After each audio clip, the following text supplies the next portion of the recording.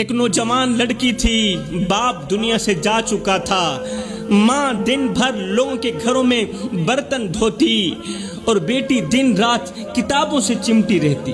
بیٹی تعلیم حاصل کر رہی تھی۔ بیٹی کی آنکھوں میں ایک خواب تھا کہ میں ڈاکٹر بن کر ماں کو سکون دوں گی۔ ہائے، ماں لوگوں کے جوتے صاف کرتی، کپڑے دھوتی کہ کسی نہ کسی طرح میری بیٹی کامیاب ہو جائے۔ خیر، امتحان کا دن آیا۔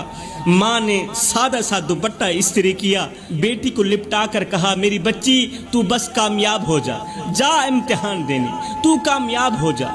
جس دن تو کامیاب ہو جائے گی نا، اس دن میں اپنا سارا دکھ بھول جاؤں گی۔ بیٹی امتحان دینے چلی گئی، سارا پرچہ بہترین ہوا۔ میری قوم کے نوجوانوں دل کے کانوں سے سنیے گا، سارا پرچہ بہترین ہوا، لیکن آخری سوال پر بیٹی کی آنکھوں سے آنسو بہنے لگے۔ آخری سوال پر بیٹی کی آنکھوں سے آنسو بہنے لگے۔ آخر وہ کون سا سوال تھا جس نے اسے رونے پر مجبور کر دیا؟ سوال یہ تھا کہ ماں کی قربانی پر نوٹ لکھیں۔ سوال تھا ماں کی قربانی پر نوٹ لکھیں۔ ہائے، یہ سوال پڑھتے ہی قلم کانپ گیا، الفاظ ساتھ چھوڑ گئے، اور بیٹی نے خالی کاغذ پر روتے ہوئے بس اتنا ہی لکھا کہ میری ماں کی انگلیوں پر چھالے ہیں۔ اس نے روتے ہوئے بس اتنا ہی لکھا کہ میری ماں کی انگلیوں پر چھالے ہیں۔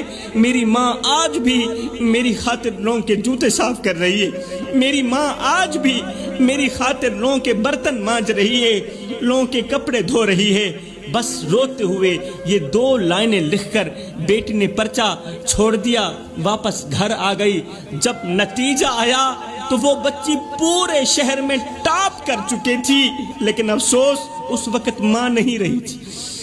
بچی پورے شہر میں ٹاپ کر چکی تھی، لیکن افسوس اس وقت ماں نہیں رہی تھی۔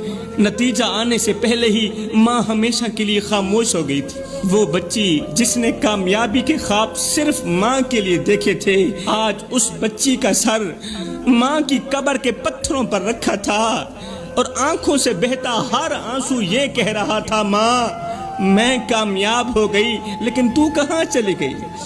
دیکھنا، تیری بیٹی پورے شہر میں سب سے بڑھ کر کامیاب ہوئی ہے، لیکن تو کہاں چلی گئی؟ یہ دن دیکھنا تیرے نصیب میں کیوں نہیں لکھا تھا؟